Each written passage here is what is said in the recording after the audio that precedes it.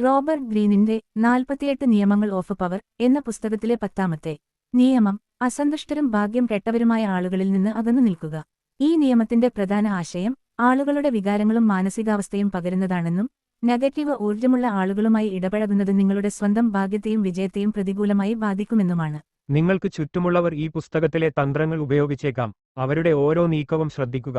അധികാരത്തിന്റെ ഈ നിയമങ്ങൾ നിങ്ങളെ ഉയർന്ന സ്ഥാനങ്ങളിലെത്തിച്ചേക്കാം, എന്നാൽ അത് നിങ്ങളുടെ സൗഹൃദങ്ങളെയും സമാധാനത്തെയും നഷ്ടപ്പെടുത്തിയേക്കാം. ആയതിനാൽ നിങ്ങൾക്ക് ഉണ്ടാവുന്ന നഷ്ടങ്ങൾക്ക് ഞങ്ങൾ ഒട്ടും ഉത്തരവാദികളായിരിക്കില്ല. നിഷേധാത്മക ചിന്താഗതിക്കാരും എല്ലാ കാര്യങ്ങളിലും പരാതിപ്പെടുന്നവരുമായ ആളുകൾക്ക് നിങ്ങളെയും തങ്ങളുടെ മാനസികാവസ്ഥയിലേക്ക് ആകർഷിക്കാൻ സാധിക്കും. ഈ നിയമം ഉപയോഗിക്കാനുള്ള ചില വഴികൾ ഇതാ.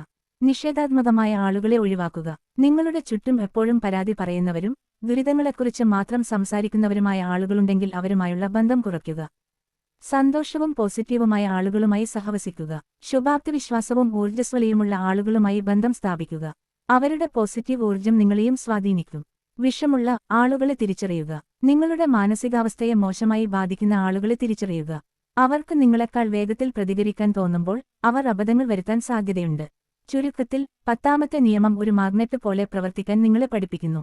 ആളുകൾക്ക് നിങ്ങളെ ആവശ്യമാണെന്ന് തോന്നിപ്പിക്കുക, അങ്ങനെ അവർ നിങ്ങളെ സമീപിക്കാൻ നിർബന്ധിതരാകുന്നു. ഇത് നിങ്ങൾക്ക് ശക്തിയും നിയന്ത്രണവും നൽകുന്നു.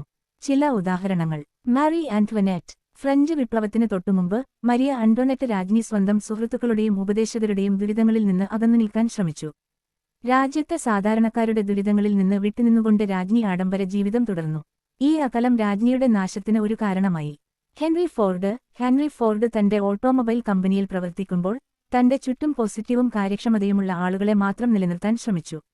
നെഗറ്റീവ് ചിന്താഗതിക്കാരായ ആളുകളെ അദ്ദേഹം തന്റെ ടീമിൽ നിന്ന് ഒഴിവാക്കി.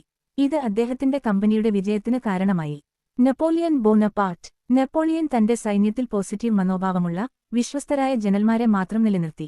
നെഗറ്റീവ് ചിന്താഗതിക്കാരായ ജനറൽമാരെ അദ്ദേഹം തന്റെ സൈന്യത്തിൽ നിന്നും ഒഴിവാക്കി. ഇത് തന്റെ സൈന്യത്തിന് കൂടുതൽ ആത്മവിശ്വാസം നൽകി. Winston Churchill. രണ്ടാം ലോകമഹായുദ്ധകാലത്ത് ബ്രിട്ടീഷ് പ്രധാനമന്ത്രിയായിരുന്ന ചർച്ചിൽ തന്റെ യുദ്ധ കാബിനറ്റിൽ ശുഭാപ്തിവിശ്വാസവും ധൈര്യശാലികളുമായ ആളുകളെ മാത്രം നിലനിർത്തി. ബ്രിട്ടന്റെ ഭാവിക്ക് ഭീഷണിയായേക്കാവുന്ന നിഷേധാത്മക ചിന്താഗതിക്കാരെ അദ്ദേഹം അകറ്റി നിർത്തി. സിനിമയിലെ ഉദാഹരണങ്ങൾ. Forest Gump. സിനിമയിലെ നായകനായ ഫോറസ്റ്റ് ഗംപ് തന്റെ ജീവിതത്തിൽ നെഗറ്റീവ് ചിന്താഗതിക്കാരെ ഒഴിവാക്കാൻ ശ്രമിക്കുന്നു. കൂട്ടുകാരിയായ ജെന്നി പ്രശ്നങ്ങളിൽ അകപ്പെടുമ്പോൾ ഫോറസ്റ്റ് അവളിൽ നിന്ന് അകന്നു നിൽക്കാൻ ശ്രമിക്കുന്നു. ഒടുവിൽ ജെന്നി സ്വന്തം പ്രശ്നങ്ങളിൽ നിന്ന് പുറത്തുവരുമ്പോൾ ഫോറസ്റ്റ് അവളെ സ്വീകരിക്കുന്നു. The Shawshank Redemption. സിനിമയിലെ നായകനായ ആൻഡി തടവറയിൽ പോസിറ്റീവ് മനോഭാവം നിലനിർത്തിക്കൊണ്ട് തന്റെ കൂട്ടുകാരെ പ്രോത്സാഹിപ്പിക്കുന്നു. അവിടെയുള്ള നെഗറ്റീവ് ചിന്താഗതിക്കാരെ ഒഴിവാക്കി തന്റെ ലക്ഷ്യത്തിൽ ശ്രദ്ധ കേന്ദ്രീകരിക്കുന്നു. ജോക്കർ. സിനിമയിലെ നായകനായ ആർതർ ഫ്ലെക്ക് തന്റെ ജീവിതത്തിലെ നെഗറ്റീവ് ആളുകളുമായി ഇടപഴകുമ്പോൾ കൂടുതൽ അക്രമത്തിലേക്ക് മാറുന്നു. ഇത് കാണിക്കുന്നത് നെഗറ്റീവ് ആളുകളുമായുള്ള ബന്ധം എങ്ങനെ നമ്മുടെ മാനസികാവസ്ഥയെയും പ്രവർത്തനങ്ങളെയും ബാധിക്കുമെന്നാണ്. The Lion King. സിംഹക്കുട്ടിയായ സിംബ തന്റെ അമ്മാവനായ സ്കാറിന്റെ ദുഷിച്ച സ്വാധീനത്തിൽ നിന്നും ഒളിച്ചോടാൻ ശ്രമിക്കുന്നു. സ്കാറിന്റെ നെഗറ്റീവ് സ്വാധീനം സിംബയെ രാജാവാകാൻ പറ്റാത്ത ഒരു ദുർബലനായ സിംഹമാക്കി മാറ്റുന്നു. The dark night. Batman Gotham നഗരത്തിലെ കുറ്റവാളികളുമായി നിരന്തരം പോരാടുമ്പോൾ അവരുടെ ദുഷ്ടചിന്താഗതിയിൽ നിന്ന് സ്വയം അകന്നു നിൽക്കാൻ ശ്രമിക്കുന്നു. ഇത് അദ്ദേഹത്തിന് തന്റെ ലക്ഷ്യങ്ങളിൽ ശ്രദ്ധ കേന്ദ്രീകരിക്കാൻ സഹായിക്കുന്നു. The great Gatsby. ഗാറ്റ്സ്ബി എന്ന കഥാപാത്രം സമൂഹത്തിലെ അസന്തുഷ്ടരും അസൂയാലുക്കളുമായ ആളുകളുമായി ഇടപഴകുമ്പോൾ സ്വന്തം ദുരന്തത്തിലേക്ക് നീങ്ങുന്നു. ഈ ആളുകൾ അദ്ദേഹത്തിന്റെ നാശത്തിന് ഒരു കാരണമായി മാറുന്നു. ഈ ഉദാഹരണങ്ങൾ ഈ നിയമം എങ്ങനെ വ്യത്യസ്ത സാഹചര്യങ്ങളിൽ ഉപയോഗിക്കാമെന്ന് കാണിക്കുന്നു.